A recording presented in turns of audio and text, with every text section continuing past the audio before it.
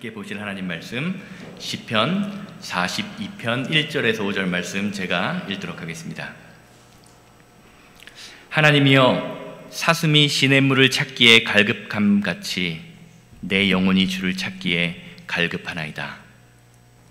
내 영혼이 하나님 곧 살아계시는 하나님을 갈망하나니 내가 어느 때에 나아가서 하나님의 얼굴을 배울까?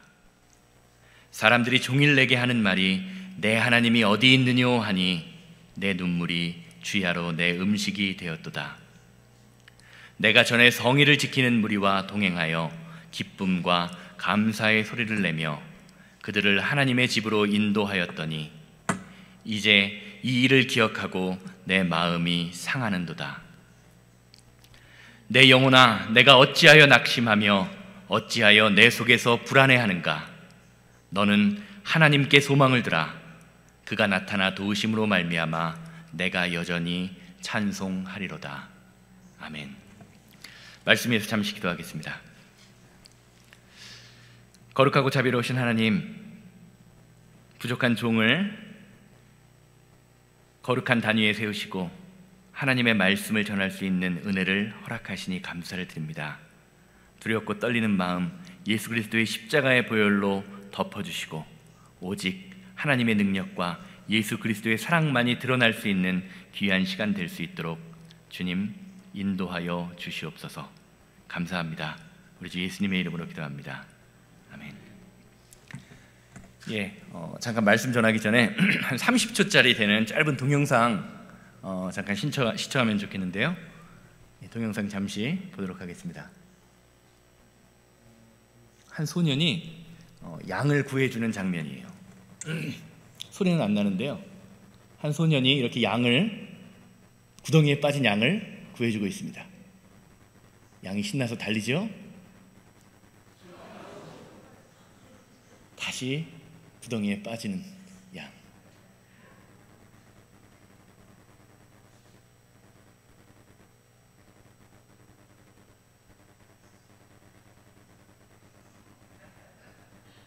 어떻습니까? 저는 이 동영상을 보면서 이런 생각을 들었어요. 양이 온순하고 느린 줄만 알았는데 생각보다 빠르다. 생각보다 빠르고 점프를 참 잘하는구나, 그런 생각이 들었고, 두 번째는 동영상 속에 나오는 양의 모습이 우리의 모습은 아닌가라는 생각이 들었습니다. 하나님이 저희를 구해주고 살려줘도 또 똑같은 죄의 구덩이에 죽을 줄도 모르고 빠지는 그런 양의 모습이 우리의 모습이 아닌가라는 생각을 해봅니다. 우리가 예수님을 믿는다고 하죠. 예수님을 믿고 신앙생활을 열심히 하는 사람이라도 우리가 처해져 있는 상황은 시시때때로 변합니다. 때로는 내가 마음먹은 일이 잘 될 때도 있고, 어떤 때는 전혀 예상치 못한 일이 일어나서 저와 여러분들을 힘들게 만들기도 합니다. 그런데 이런 상황 가운데서요, 내가 계획한 대로 일이 잘 풀릴 때 그리스도인이라면 예수님께 감사를 합니다. 기도하기만 하면 예수님이 나를 도와주시는 것 같아서 찬송이 나오고 감사의 말들이 나올 때가 있습니다. 하나님이 나를 지켜주시는 것 같고, 하나님 나와 함께 하시니 무엇이든지 해낼 수 있을 것 같은 그런 느낌이 마음속에 들어요. 아마 여기 계신 여러분들도 지금 그런 상황을 경험하고 계신 분들, 아마 장로님이 목사님 새로 모셨다고 내려가시면서 이만 물러가겠습니다 하시는데 그런 마음이 드시지 않았을까라는 생각이 듭니다. 반대로 그리스도인이 처해진 상황이 나쁘면, 좋지 않게 흘러가면 어떻게 될까요? 그때도 교회 밥 좀 먹었다라고 하고 신앙생활을 열심히 하는 사람이라면 예수님을 바라보게 됩니다. 아니, 바라보려고 노력합니다. 내 상황이 어려울 때 하나님께 기도를 하면 하나님이 해결해 주신다, 하나님이 도움의 손길을 주신다라는 것쯤은 신앙생활을 몇 년 하다 보면 다 경험으로 알기 때문입니다. 그런데 이렇게 힘들 때는 어떻습니까? 예수님을 바라보고 하나님 앞에 무릎 꿇어 기도하기는 하는데 우리의 입술 속에서 주여, 주여 라는 말과 함께 한숨이 나오고 눈물이 나오고 감사의 말들보다는 염려의 말들을 하는 모습을 보게 됩니다. 그리고 우리의 마음은 어떻습니까?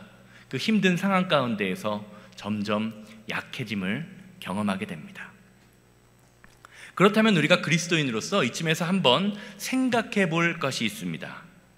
일이 잘 풀릴 때, 일이 잘 되지 않을 때 두 경우 다 예수님을 바라보고 기도하고 있으니 과연 내 신앙생활에는 문제가 없는 것일까요? 어찌됐건 예수님을 찾고 기도하고 있으니 그만하면 괜찮은 겁니까?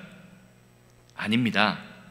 사실 이 두 경우는요, 우리가 예수님을 바라보고 하나님 앞에 무릎 꿇고 있는 것 같지만 실상은 우리에게 닥친 환경이 우리의 신앙생활을 지배하고 있는 것입니다.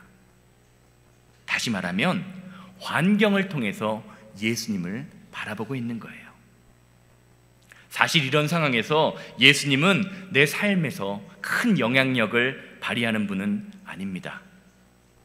이런 성도들을 뭐라고 부르냐면요, 컨디셔널 크리스찬. 그냥 컨디션에 따라서 신앙이 좋아지고 나빠지는 사람들이라는 거예요. 예전에 교회 다니시기 이전에 부적 한번 만들어 본 분 계십니까? 미신을 믿는 사람들 어떻습니까? 마치 부적 하나 손에 들고 있으면, 내 가슴에 품고 있으면 세상의 모든 것이 내 뜻대로 될 것처럼, 그렇게 생각하는 것과 같이 환경에 지배받는 신앙인은요, 예수님은 나의 모든 일이 그저 그냥 잘 되게 도와주시는 그런 분과 다름없습니다. 사랑하는 여러분, 여러분은 어떠십니까? 여러분은 어떤 상황 가운데에서도 예수님만을 바라보고 계십니까? 아니면 내 주변 상황에 지배당하면서 내 기분이 좋을 때, 내 상황이 좋을 때는 하나님을 찬양하는 것 같다가 내가 좀 힘들고 어려우면 그 상황 때문에 울고 웃고 계십니까? 부족한 저를 하나님께서 부르셔서 이 새생명교회의 사역을 시작하게 하시는 첫 번째 주일, 저는 시편 42편의 말씀을 보면서 우리와 함께 하시는 하나님, 그 하나님이 과연 어떤 분인지, 그리고 저와 여러분들은 성도로서 하나님 앞에서 어떤 삶을 살아야 하는지를 살펴보고자 합니다. 말씀 가운데 함께 하시는 하나님의 은혜가 충만하시기를 주님의 이름으로 소망합니다. 먼저 오늘 우리가 함께 읽은 시편 42편의 전체적인 내용을 살펴보면 오늘 말씀을 쓴 시편 기자는요, 엄청난 고난 가운데 있다는 것을 알 수 있습니다. 그리고 우리들이 힘들 때 하나님을 찾고 하나님 앞에 무릎 꿇고 기도하는 것처럼 오늘 말씀의 주인공도 하나님을 애타게 찾고 있습니다. 42편 1절 2절 말씀 다시 한번 보시겠습니다. 다 같이 읽어볼까요? 시작. 하나님이여, 사슴이 시냇물을 찾기에 갈급함같이 내 영혼이 주를 찾기에 갈급하니이다. 내 영혼이 하나님 곧 살아계시는 하나님을 갈망하나니 내가 어느 때에 나아가서 하나님의 얼굴을 배울까. 오늘 말씀 속의 저자의 심정, 그 상황이 얼마나 간절하고 급박했는지, 그가 주님을 찾는 것, 하나님을 찾는 것이 목마른 사슴이 시냇물을 찾기에 갈급하다라고 말을 하고 있어요.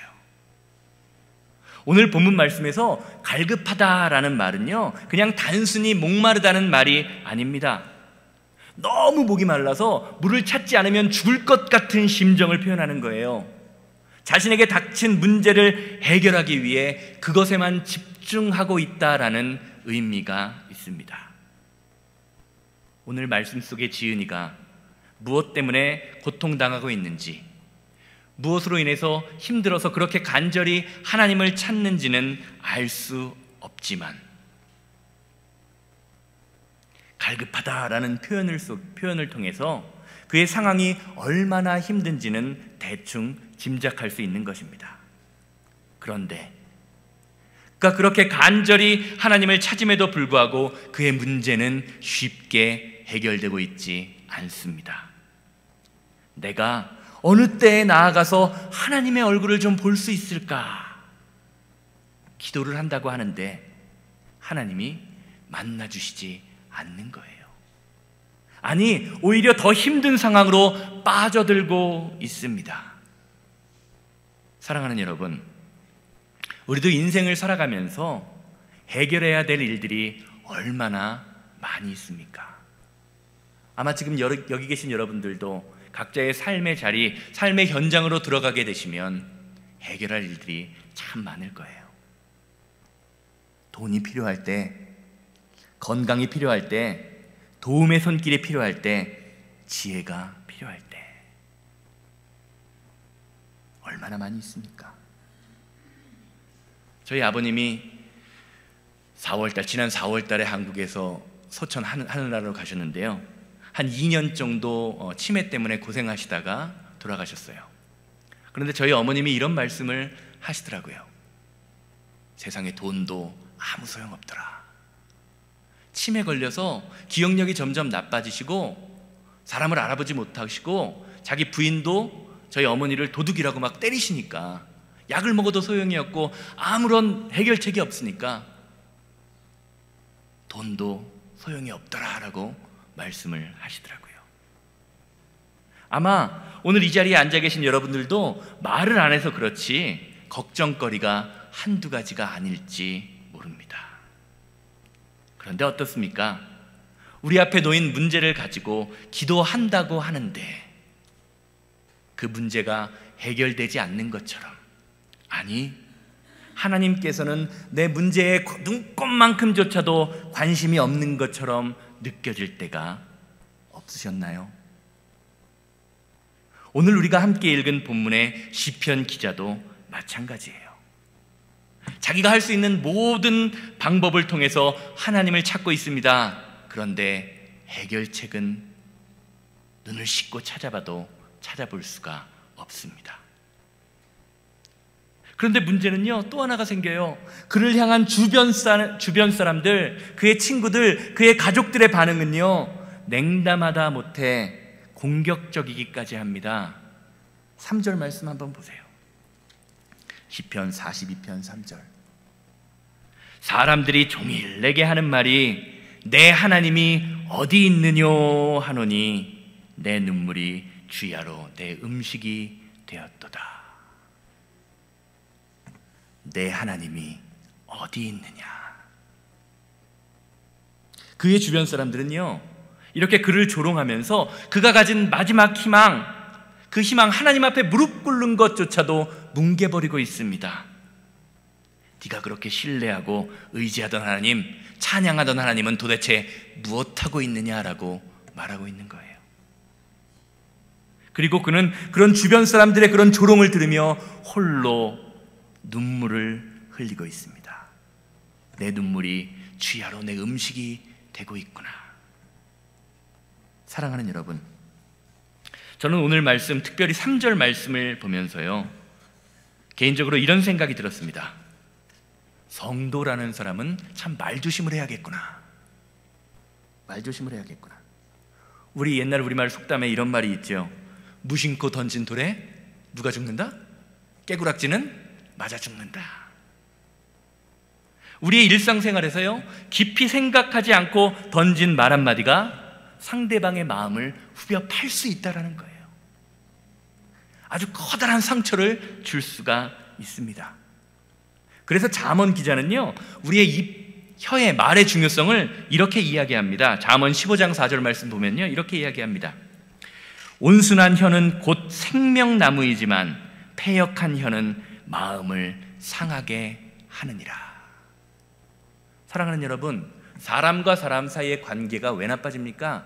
대부분 이 한치의 혀 때문에 시작돼요.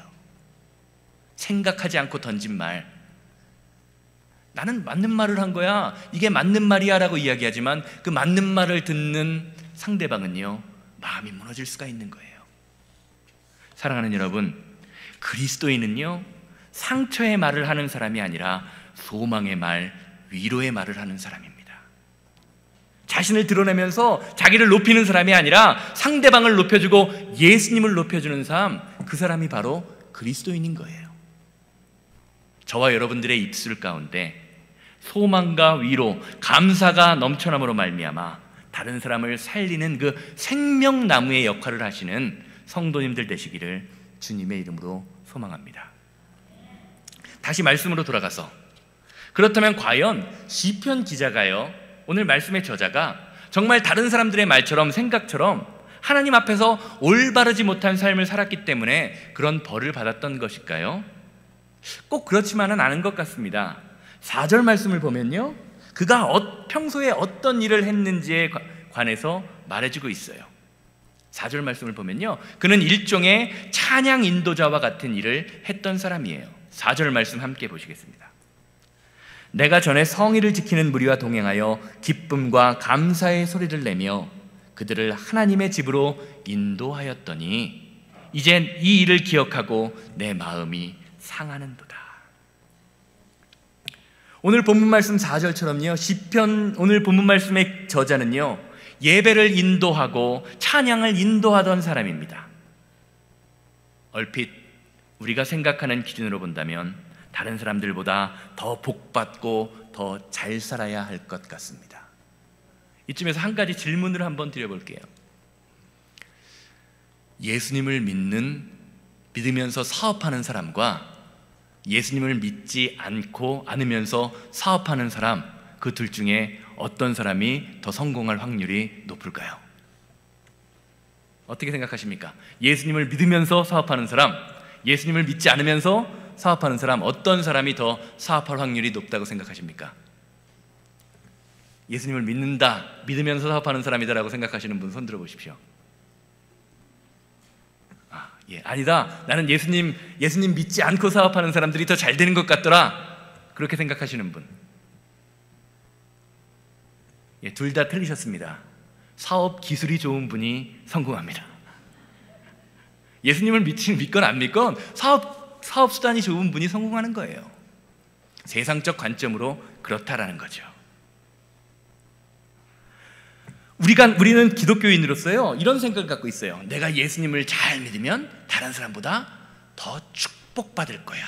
이 축복의 기준이 뭡니까? 근데 물질이지요. 그런데 오늘 본문 말씀은요, 그의 처한 상황과 우리가 생각하는 것과 정반대로 말하고 있어요. 아마 시편이 쓰여졌던 수천 년 전에도 사람들이 이런 마음을 갖고 있었던 것 같아요. 그래서 사람들이 그를 비웃었던 것 같습니다. 내가 전에 찬양하고 감사하던 하나님, 그 하나님이 왜 너를 이 모양 이 꼴로 내버려 두고 있느냐라는 거죠. 아니면 네가 다른 사람들 모르게 하나님 앞에서 죄를 지었기 때문에 지금 하나님이 벌하고 있는 거야 라고 말할지도 모릅니다. 그리고 그런 다른 사람들의 말이 그에게 비수가 되어 그의 삶을 찌르고 그의 마음을 아프게 하고 있습니다. 내가 옛날에 하나님을 잘 믿었던 것을 생각해 보니까 마음이 상하고 마음이 아픈 거예요.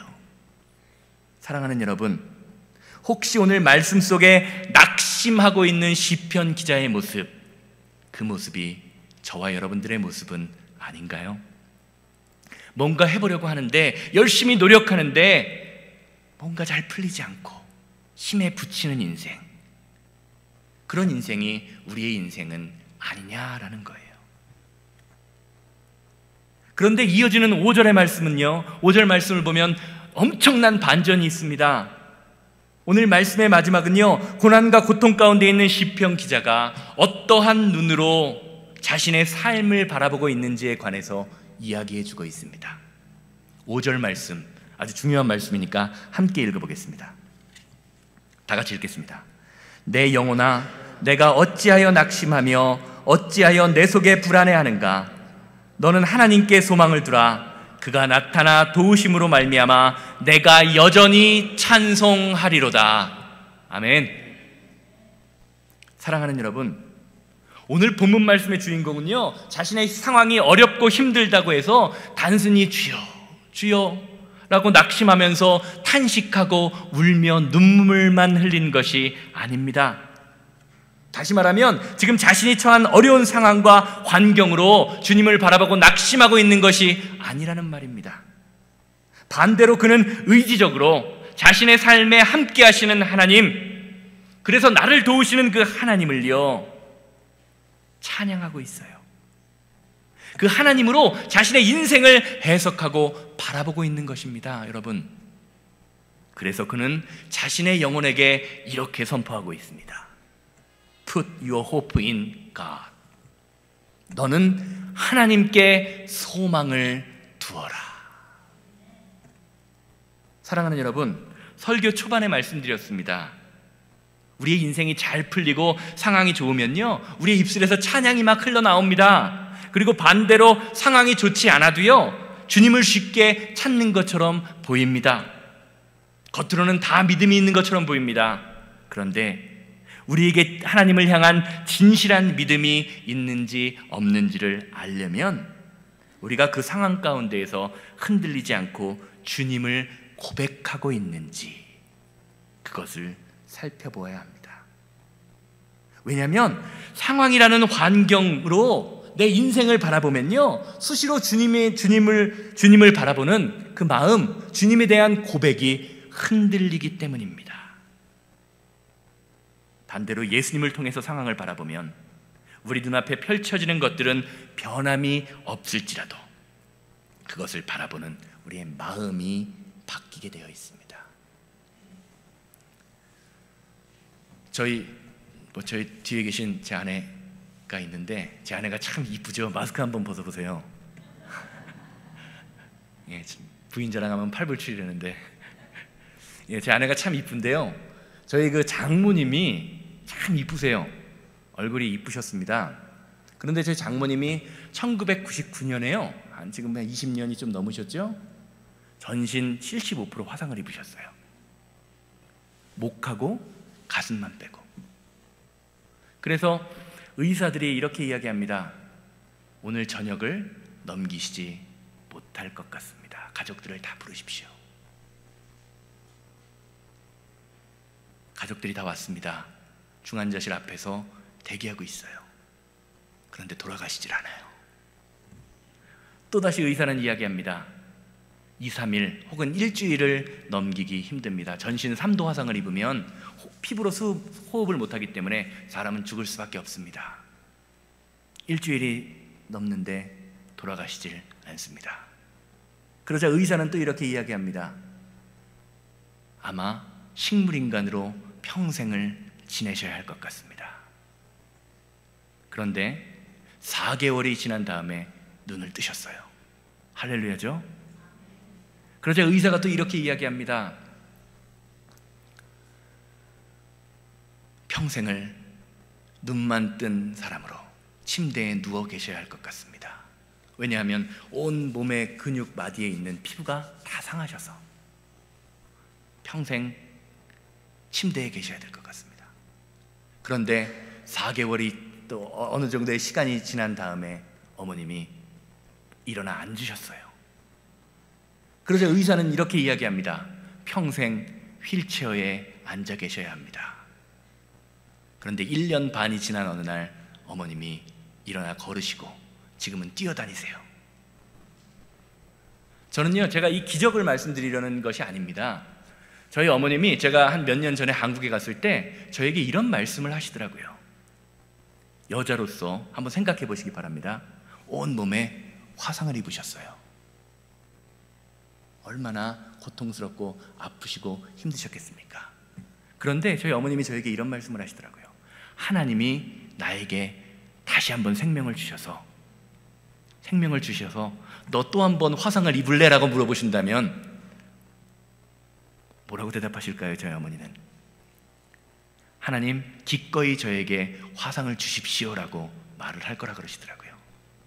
왜 그러냐면 내가 고난과 고통을 당하는 상황 가운데에서 만나주신 하나님, 그 하나님의 사랑이 너무나 크고 소중함을 알기 때문에 나는 다시 한번 생명을 주신다고 해도, 똑같은 상황이 벌어진다고 해도 불구덩이에 들어갈 것이다. 사랑하는 여러분, 우리에게요 진실한 믿음이 있다라는 것은 과연 무엇입니까? 예수님을 통해서, 나와 함께 하시는 하나님을 통해서 나의 인생을 바라보는 거예요. 예수님을 통해서 인생을 바라보면요, 눈앞에 펼쳐지는 것들은 변함이 없을지라도, 아니 더 힘들고 어려운 상황으로 이끌어가고 있을지라도 그것을 바라보는 나의 마음, 나의 믿음이 바뀌게 되어 있습니다. 성도에게 진짜 기적은요 상황이 바뀌는 것이 아니라 우리의 믿음이 바뀌는 것입니다. 여러분 믿으십니까? 마태복음 14장 말씀을 보면요, 갈릴리 호숫가에서 풍랑을 만난 제자들의 모습이 나옵니다. 제자들은 밤새 폭풍 속에서 죽을 고비를 넘기지요. 그런데 그때 어떻습니까? 어떤 일이 일어납니까? 저 멀리 호수 반대편에서 예수님이 물 위를 건너오십니다. 그러자 성격 급한 베드로가 예수님께, 예수님 나도 물 위를 걷고 싶습니다라고 이야기합니다. 그리고 예수님은 흔쾌히 그를 물 위로 불러올리십니다. 풍랑으로 밤을 샌 베드로, 그가 폭풍우가 쏟아지는 상황 속에서 예수님을 바라보면서 물 위를 한 걸음 한 걸음 걸어가고 있습니다. 그런데 그렇게 끝까지 베드로가 예수님을 향해 걸어갔으면 좋았을 것을, 폭풍우가 쏟아지는 상황 가운데에서 아쉽게도 그는 예수님께 집중하기보다 바람소리, 휘 부는 바람소리에 집중합니다. 그러자 어떻게 되지요? 베드로는 바람을 바라봤을 때 물속에 빠져버립니다. 분명히 한번 생각해 보세요. 분명히 예수님은 같은 자리에 계셨습니다. 같은 자리에 서 계셨고 같은 곳에 계셨어요. 그런데 그가 바라보는 것, 그가 집중하는 것이 예수님에서 바람으로 바뀌었을 때 베드로는 물 위를 걸었던 기적의 인생에서 물속에 빠져 허우적대면서 살려주세요라고 외칠 수밖에 없는 인생으로 바뀌게 된 것입니다. 사랑하는 여러분, 지금 저희가 교회에 왔다고 해서, 예수님의 이름을 부른다고 해서 우리의 신앙이 완전하다라고 말할 수 없습니다. 무엇을 통해서 내 인생을 바라보느냐가 중요한 것입니다. 예수님을 통해서 십자가를 바라볼 때 우리는 예수님과 함께 십자가의 길을 걸어갈 수 있습니다. 예수님을 통해서 돈, 물질을 바라봐야만 돈에 지배당하지 않고 살아가는 인생이 될 수 있습니다. 세상 한번 바라보세요. 얼마나 많은 그리스도인들이 그리스도인이라는 이름은 가졌지만 물질 때문에, 물질에 지배당하면서 살아가고 있습니까? 또한 예수님을 통해서 나에게 닥친 어려움과 고난을 바라볼 때만 그 고난이 하나님의 영광을 드러내는 도구임을 깨닫게 될 수 있습니다. 그럴 때 우리는요, 오늘 본문 말씀의 시편 저자의 고백처럼 우리의 소망이 하나님께 있으니 너희의 소망을 하나님께만 두라라고 고백할 수 있는 것입니다. 저희 딸 희정이가 저 뒤에 앉아있는 노란 옷 입은 아이, 저 아이가 희정이에요. 그 아이가 2살 땐가요? 3살 땐가요? 처음 엄마 선글라스를 한번 껴주었을 때 그 아이가 이런 말을 하더라고요. 엄마, 세상이 까매요. 세상이 까만 것이 아니라 눈앞에 있는 안경이 까만 것인데 그것을 깨달을 능력, 그것이 없으니 세상이 까매 보이는 거예요. 사랑하는 여러분, 우리의 신앙생활도 마찬가지입니다. 예수님께 소망을 두고 우리의 시선이 예수님을 향하게 되면 우리의 삶이 바뀌게 되어 있습니다. 여러분들의 소망을 예수님께 두심으로 말미암아 어떤 상황 가운데에서도 하나님이 주시는 그 새 생명을 얻는 새생명교회 성도님이 되시기를 주님의 이름으로 소망합니다. 결론적으로 말씀드리겠습니다. 예수님께서 이 땅에 오셨습니다. 그리고 십자가 위에서 우리의 모든 죄를 담당하심으로 저와 여러분들은 더 이상 죄인의 신분이 아닌 하나님의 자녀, 주님의 백성으로 살아가게 되었습니다. 믿으십니까? 그렇다면 과연 예수님께서 그 일을 감당하실 때 예수님의 마음속에 우리를 바라보시는 그 마음속의 소망은 과연 무엇이었을까요? 그것은 바로 오늘 우리가 말씀을 나눈 것처럼 우리가 바라보는 시선이 바뀌기를 원하셨습니다. 예수님께서는 성도된 우리가 이 세상 속에서 욕망을 바라보는 것이 아니라 하나님의 나라 천국을 바라보기를 원하셨어요. 예수님께서는요, 이 세상에서 우리가 높아지는 것, 지위가 높아지고 돈을 많이 버는 그런 것을 소망하는 사람이 아니라 예수님처럼 낮아지고 겸손하여져서 다른 사람, 이웃과 형제를 섬기는 사람이 되기를 원하셨습니다.